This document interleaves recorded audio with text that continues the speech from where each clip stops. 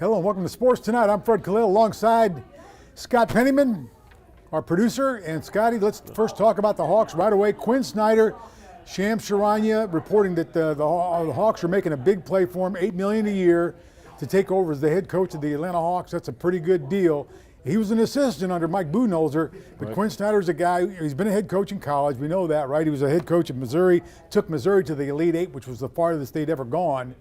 And then he ran into a little trouble with the NCAA, but he's also been a good assistant coach and in the NBA, and he was here with the Hawks with Mike Budenholzer, as I said. So Quin Snyder set to become the next head coach of the Hawks. Could be a good move. I mean, I kind of like it. I think he's a guy that's young enough to relate to these players, and I think that the players kind of know, look, okay, we whacked the guy that you didn't like. We're bringing this guy in, so you need to show up every night. Yeah, and we kind of talked about it, right? We talked about it with Quin yesterday. This was expected. Right. It seemed like they kind of zeroed in on one candidate. Obviously we talked about guys like Ime Udoka, maybe being in the conversation as well too. But this seemed like it was Quin Snyder's job to lose. I'm fine with it. I mean, he's proven himself to be a quality NBA head coach. Now at the clip, whether that $8 million a year. Well, that's NBA money, man. I mean, that's some good money, man. I mean, I hate to say this. It's life-changing money for 99% of America. Yeah. But it's what they pay in the NBA. Hey, that's pretty good. Hey, I was looking up some numbers, and looks like that will probably land him in the top five or seven highest paid coaches. So hey, that's pretty good. Look, hey, the Hawks need a coach. So well, when you're kind of floundering a little bit like the Hawks are, right. I mean, they need to make a splash. I mean, they're removed from that conference championship run.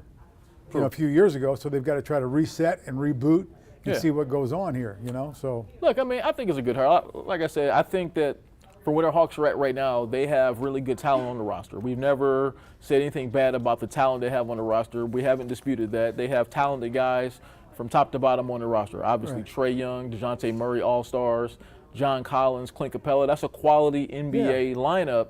So all they really needed was a coach to come in and give them some structure. Give them some discipline, give them the sort of game plan, give them the sort of leadership that they feel comfortable with. And hopefully it's a situation where Trae Young can sort of vibe with him and they can maybe get on the same page and maybe they can finally get this thing rolling because they've just kind of underachieved the whole season, Was that you and I talking earlier in the week about Larry Bird saying that, a coach can only go maybe 3-4 years before the guys start to tune you out. Yeah. No matter who you are. And this is Larry Bird talking. Right. All right. I mean, that's Larry Bird talking. Mm-hmm. Hey. So, and he did a great job, with the Pacers. He did. Going back home, doing a great job with them. So. He did.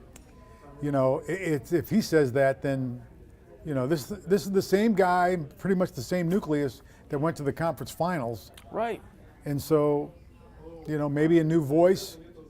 Yeah, we'll turn it around. Yeah, I mean, when you look at the roster, it's not broken. I mean, no. There's a lot of quality players on this roster. Like, they could package some of these guys together, make a trade, and then they could get something really nice back in return. This is a good roster. So I think, like I said, all you need is a quality enough head coach with a good quality structure, a guy who the players themselves believe in, the star players believe in, like Trae Young, DeJounte Murray. Right. They have to believe in the big three. him. Those are the three that have to believe. Yeah, no doubt. The guys at the top of the Clint roster. Capella too. Yeah, I mean Capella's Right.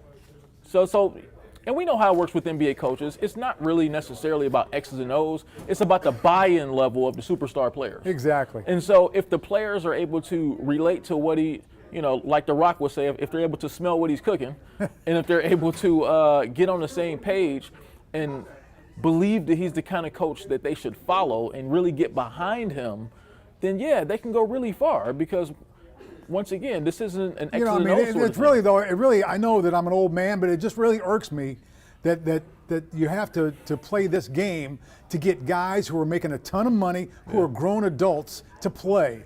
I mean, shouldn't you want to go? I know I'm old and I know all this crap, but I mean, shouldn't you want to just go out and play and win every night? Don't you want to do that?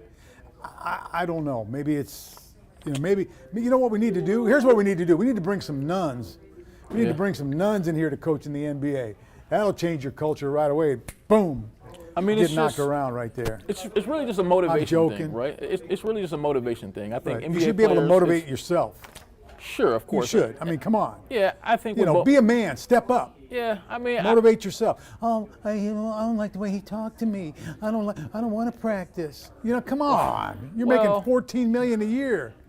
I think that it's like anything else, right? I mean, I think that when people first get a job, they feel really excited. So when most of these guys first came to the NBA, they probably felt really good about being NBA players, and you didn't have to motivate them. But now once you're in the NBA for a while, you sort of get integrated into the culture. Money plays a role. Your own personal playing time plays a role because, if you play more. So that's why I say being an NBA head coach is not really about X's and O's. It's about managing personalities. You need a psychology degree. Exactly. Why was Phil Jackson such a great head coach with the Bulls? Right. Yeah. It wasn't, the triangle offense was really good, but the triangle offense would be really good if you have Michael Jordan, Scottie Pippen, Shaq, and Kobe running it, right? But the most important part of Phil Jackson was that he was able to reach superstar personalities. Right, he did. He managed the personality. Yeah, he was no able doubt. to. He was a psychologist. Right. He was able to show Michael Jordan that, hey, you're a really great player individually, but if you don't get your other guys involved, you're never going to win championships. So he was able to reach Michael Jordan in a way, and that's what the great coaches are able to do. Phil Jackson, Greg Popovich, Steve Kerr. Those guys are master motivators, and they're able to get to their superstar players first. And then if you can, that'll be Quin Snyder's challenge. If you can get to your superstar player first, it'll trickle down to the rest of the roster. Well, I think that, Steve Kerr and Popovich, obviously Kerr learned under Popovich, played for Lute Olson at Arizona. So, he's got a good tree going right there. Sure. Phil Jackson, I think he motivates a little bit differently than a Greg Popovich. But both work, obviously. Yeah, both go to, both win championships. So whichever path you take, whether you're going to be the hard ass or you're going to be, the psychologist, either one, they both work. Yeah, that's for sure. It's just contrasting styles. Like we say, Popovich was a former military guy. So Air Force guy, so he was able to, that was his sort of style.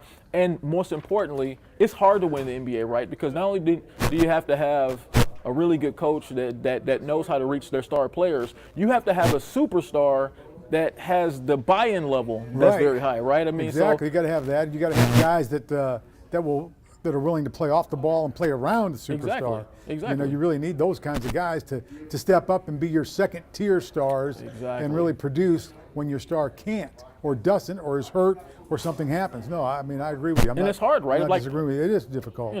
It's hard to get guys to be role players in the NBA because everyone comes in thinking that they can be a star. So now you have to be able to reach those role players and go, hey, if you can play a key role for us, you too can flourish and you too can make a lot of money too. It's hard, and that's why I say as an NBA head coach, you have to be able to get into the minds of players and motivate them that way because if you can't, you're not going to last long. Lenny Wilkins told me this a long time ago. He said, let me tell you something, point guards last a lot longer than shooters. That's true. So, That's true. if you don't have to be, you can, and of course Lenny's a Hall of Famer. Right. Was a Hall of Fame guard, so. Anyway, that's my take on it, and that's Scott's take on it. Braves have a new voice, a public address system at Truist Park. Kevin Krause, he's from Winder, he's up in Barrow County, and he did the Gwinnett Stripers. I almost said Gwinnett Braves. So he did the AAA Braves, and he got the call up, man. That's kind of cool, Yeah, that's pretty. You think it's kind of neat? That's pretty dope, man. Just to be able to, it's obviously a big deal for a player to get called up from AAA and be able to go play Major League Baseball. Now he goes from being in front of how many people do the Stripers draw on a nightly basis? Couple thousand, maybe. Couple thousand, right? Maybe, well, he's going to be in front of 40,000 every night. Yeah. Way more than a couple thousand now. So that's going to be a lot of fun for him. To be able to be a part of something like that and to be able to, like I say, I wonder what those butterflies are going to be like when he finally gets in front of 40,000 people and they can hear. He's going to be just as scared as a guy making. Welcome to Truist Park, right, for opening day, yeah. He's going to be scared like a player making their Major League debut. He should, he should be a little nervous, man. Hey, Kevin, go get him, man. 30-something thousand more people than what he's used to. That's it, man. Crazy. I like it. But congratulations and good luck to him. Kevin Krause, we're going to go crash you at the press box, man. We're going to go crash his. Invite us up. Yeah, we're going to crash his booth, man. Come on. Yeah, I was looking for Sean. Is Sean here? Yeah, Gables. Sean Gables. You want Sean to join our show? Let's get Sean over here. Yeah, because, pro volleyball is coming to Atlanta. Oh, that's Atlanta joins Omaha and Grand Rapids is the first group to have the pro volleyball here in Atlanta. Come on over here, pro volleyball. Volleyball. Did you know the pro volleyball is coming to Atlanta? I heard pro volleyball volleyball. I mean, when you talk about volleyball, where do I stand? Just stand right here in front of me, honey. Volleyball. Just stand in front of me. It's all volleyball. Wait, I can't see myself. Well, Boo, that's okay, no baby. one's more Here. excited about volleyball than me right now. Yeah. I mean, this is huge for Atlanta. It is. Are you excited? Am I excited? That's another Well, now thing. hold on, because Okay, so let me your tell- daughter plays competitive volleyball. She's one of the best ever. Wow. Going to be one of the best Big ever. play pay. Get to know her. This is my little 12-year-old daughter, but 12 years old now. See, she's so inspired. Where's the camera? Where am I just supposed to look? we can see you fine, Boo. I got you. Don't okay. worry. Well, let me tell you this. To have pro volleyball, there's now a division where this is to show you how. Talk into my tie, impact- honey. Oh. This is to tell you about the impact of You- volleyball. you're gonna- Women's volleyball is more She's taking the popular than men's volleyball. It is. And then what I love about it is that you've got huge stars like Kevin Durant Right. buying a team. You have also Jason Derulo, a huge pop star, just bought a team, along with the quarterback from the Cincinnati Bengals. Joe Burrow. Yes. Joe Burrow and his parents are in on it. Trent Dilfer, Joe. a Pro Bowl quarterback, Super Bowl champion. Do you think they're investing in volleyball because in their future? They're investing because they see they've got the potential for growth. And if you get in early, it's like when you buy stock. Yeah. You buy early, so then you get the Amazon, and That's then dope. 10, 15 years later, you're a billionaire because you've got this franchise that everybody was like sleeping on. Volleyball is the future. There you go. Are you going up in space? I'm You got going your to eat my dinner now. Thank you. And if you ever need Thanks, anything Sean. about volleyball, I'm all in. You know what? Now, how long have you been in broadcasting? You didn't need to hold that mic up to your mouth, honey. All right? I mean, come on. Hey man, look, I think it's pretty awesome. Look, I used to work with a guy. He was a broadcaster. He was a former professional volleyball player, and he spoke so highly about volleyball. He said one You day got to be an athlete. I mean, If you look Absolutely. at Sean, if you ever see Sean Gables in person, you'll understand why her tremendous- daughter is an outstanding athlete. a tremendous That's an athlete, athlete Sean. right there, I'm going to tell you. So there's our pro volleyball. All right, pretty cool. Pro Volleyball Federation will begin play in February of 2024. World-class players and coaches. You can bet Sean Gables is going to be in the stands for that very first game. It's like basketball. You have to be pretty tall to be good at volleyball, don't you? Oh yeah, you better believe it. You got to be able to jump too. Yeah, that rules me out. Go ahead. All right, I can't do either. Yeah, I'm short and can't jump. All right, here we go. How about this? Did Russell Wilson want Pete Carroll fired? Did Russell Wilson want Pete Carroll fired? Well, I guess depends on who you talk to, right? I mean, I know Russ fired out a tweet yesterday basically denying every aspect of that report, saying that no, I just wanted to win. I was on the same page with Pete. Pete was like a father figure to me. Right, yeah, I read that. Yeah, he's like a father to me. Now we all know how Russell Wilson, Well, I mean, look, the guys on the Broncos aren't really in his corner. Right, You and know, that's- the players on the team don't really like Russ.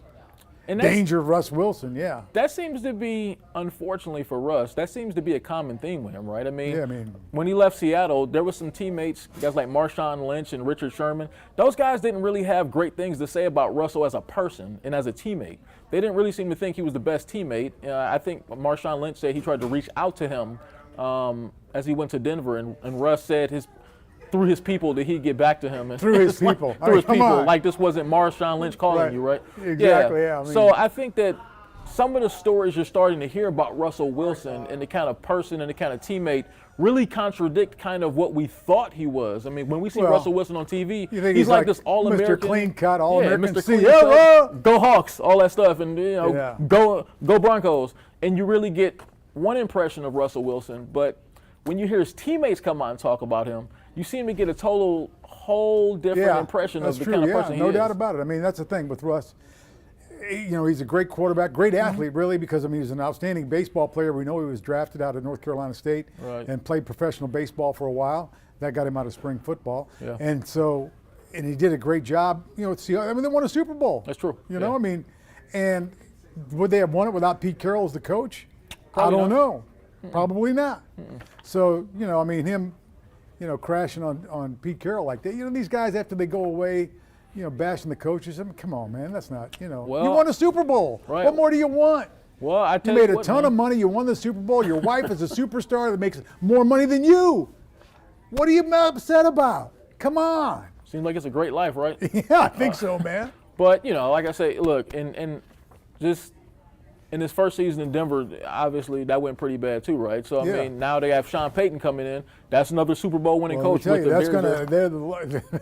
there's a new sheriff in town, buddy. Exactly. I think that's going to change for danger Russ Wilson right there. And just think about Seattle, though, right? I mean, let's say Russell Wilson did go to the front office and say, hey, I want Pete Carroll out and I want the general manager, John Snyder, out.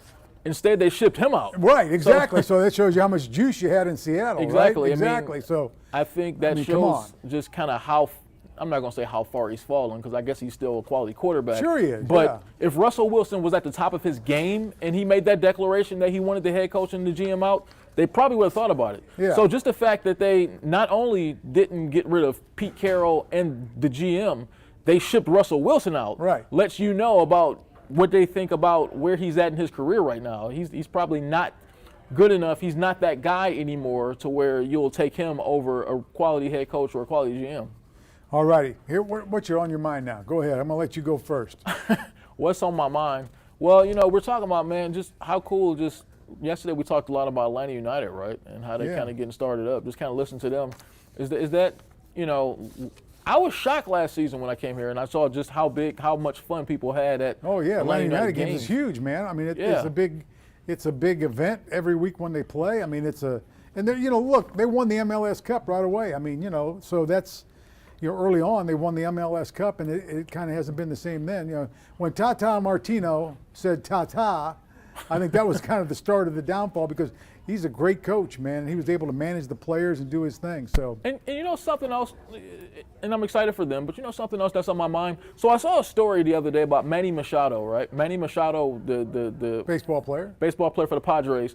So he signed for a boatload of money with the Padres a few years ago. So I guess after this season he can opt out, and now he's apparently chasing a $400 million contract. And so that gets my mind working. As you watch some of these baseball games, the Braves draw really well, right? Of course, they get 30, 40,000 a night. But some of these stadiums you see for some of these MLB games look so empty. And it makes me wonder, where the hell does Major League Baseball get that kind of money to pay some of these guys? TV, baby. I mean, is it all TV revenue? I mean, these contracts are like outrageous. Like, I don't even know why young kids want to play football anymore. Right. Just you get your head beat in and get. Well, you know what? It takes a little more talent to play baseball. Well, sure. I mean, but man, I would work at it, man. I mean, when some of these contracts are like 10 years, $330 million. Right, yeah. Really? Most of it's guaranteed, too. Right. In baseball, the money's guaranteed. They're guaranteed contracts. Albert Pujols was getting $30 million a year until he turned 43. So I mean, it's like, wow. It's like, why, if you have a kid who comes up and he's playing sports, why in the world would you have him play any other sport outside of baseball? I mean, baseball money is just different, man. It is. Well, it's more difficult, you got to hit the curveball. You got to do all those different things, We're going to see Kobe Allard tomorrow. There's a guy who was a Braves, first-round pick who ended up, going to Texas and then now coming back to the Braves. So it's going to be interesting to see how the Braves, shake out this year as well and see if they can make it back. And Brian Snitker, we talk about them every night. So. Yeah. So, hey, man, they're on their way. But the Grapefruit League games start tomorrow. You ever been to a spring training game? I have never been to a spring training game. Oh, man, that's a lot of fun. You sit out there, you have an ice cold libation, iced tea or, cola, diet cola, whatever you like, and just sit out there and watch. When you watch those games on TV, it looks like the most relaxing thing you ever want to imagine. Man, it's like the weather looks great. Yeah. It's not really stressful baseball games because spring it's training, spring training. Yeah. But it's just you go out there to those games, man. That's like perfect for retired individuals, right? or a retired couple. Well, that's who you see out there. That's why they play them down there in Florida, right. Or out in Arizona. You've got grapefruit in Florida and you've got cactus in Arizona. Those are the two leagues, right? The Grapefruit League in Florida, the Cactus League in Arizona. That's true. Yeah. I mean, it just seems like I think about that and I go, God willing, if I ever make it into my mid-70s, anything like that, I just want to go sit out there retired and just watch spring training baseball. That just seems like the life, man. Seriously. One last thing. Let's talk about this. We've talked about this a lot too, but I mean, the fans and the sports talk radio, they still talk about Lamar coming here. They still talk about that. I mean, and despite the Falcons saying Desmond Ritter's the guy, people still want Lamar to come here. And I don't know how the chemistry would work. How would the chemistry work with all that? That's what I want to know. I think it's fine. Look, I mean, but the Falcons, they need to build some depth on defense. They need to improve the defense. They need more on the offensive line. I think I mean they've got some they've got some big time picks on the O-line now, but I mean, they need to bolster that up, get some depth there, and I think on defense is where they really need the help too. Well, think- you know, I remember the Excuse me. old GM of the he was Super Bowl winning GM named Ernie Accorsi. He was Yeah, the, yeah. He was the general manager of the Giants when they won the Super Bowl, and they drafted Eli Manning. Right. Ernie Accorsi said, it doesn't matter what else you need on your roster. I don't care if you need offensive line. I don't care if you need defensive line, running backs, or whatever. If there's a quarterback that you love, get him. Secure that position first, Okay. and you can fill in everything else later. So if I'm the Falcons this offseason, and I see, unless I really truly believe, now once again, like I said, we're going into year 3 for Arthur Smith and the general manager now, right? Right, yeah. So you have to win this year. If I'm going into a season and I truly identify Lamar Jackson as the best option for us moving forward, really, it doesn't matter what else you Go need. for it, you know? Yeah, it doesn't matter what else you would need moving forward. You secure the quarterback position. Because Lamar's already proved that the talent around him doesn't necessarily have to be great in order for him to perform well. I think the Falcons probably, when you look at their roster, when you look at Kyle Pitts, when you look at Drake London, they're pretty solid. And Oh, man, they're Algier solid. in Oh, the yeah. backfield, the rookie, Yeah. he got 1,000 yards last year. Right. So they're solid at the skill positions. They probably need to bolster the offensive line some, but I think when you look at those things, I think what you're missing in that offense is a quality quarterback that you feel good Sure. about. Well, you know, I mean, you'd like to see Desmond Ridder get a chance, but do you want, you know, at the expense of, everybody wants to win now. You know? Yeah. I mean, nobody wants green bananas. No. Right? You don't want to go to the store and get green bananas unless you're going to eat them on Thursday and you buy them on Saturday, right? Well, you you know want why? them now. Right. Well, You you know wanna win why, right now. right? It's because if you don't, like we just talked about, you maybe have one season, then you have 2. Then they go rotten. Then you're going rotten in season 3 if you don't Yeah. win, right? I mean, and Right, going it rotten goes in the NFL means you're probably going to lose your job. So I think when you're looking at from those guys' perspective, your best option this offseason, if you can give up a few first-round draft picks, you're probably going to have to pay Lamar Jackson, you know, close to that Deshaun Watson guaranteed $230 million ballpark category. I think if you do that, that position is taken care of for the next 8 to 10 years. And if you're a head coach or a GM, you're probably not going to even be around to see the end of that deal. So that's more so something that ownership has to worry about. But if you absolutely feel like Lamar is the best option at quarterback, then there shouldn't be anything that you won't give up for him. Well, I don't know, man. I've been around when they've done some things like that, and it hasn't paid off. But I was there when they did it for Michael Vick, and it did pay off. Yeah. You know, I mean, it ended up in a little trouble, but Yeah. for most of the part, I mean, early on, it did pay off. Now, granted, this price is going to be a little steeper because this It is. isn't like you just waste a first-round pick on a quarterback No, and you go no. get him. This is going to be a lot steeper because you're You're getting. going to have to give away a lot of your future. Yeah. So, I mean, you got to be sure that this is going to work. Right. Because if it doesn't and things go bad, I mean, not only are you into it for a lot of money, but you're locked into it for years. You won't have draft picks.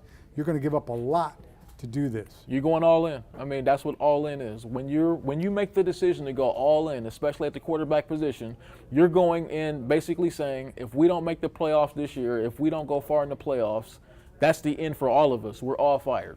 So I think that's what an all-in season is, and I think that Lamar Jackson has proven he's the league MVP, right? Right, yeah. So he has proven that he's the kind Sure. of player that if you're going to go all in, if as an organization you decide we're going to go all in, that's the kind of player that you shouldn't mind going all in for. So I'm all on board. If the Falcons want to pretty much put all their chips to the middle of the table and go after Lamar Jackson, I'm all for it. All right, man. Hopefully it won't come up snake eyes, right? And then True. nothing worse than when Yeah.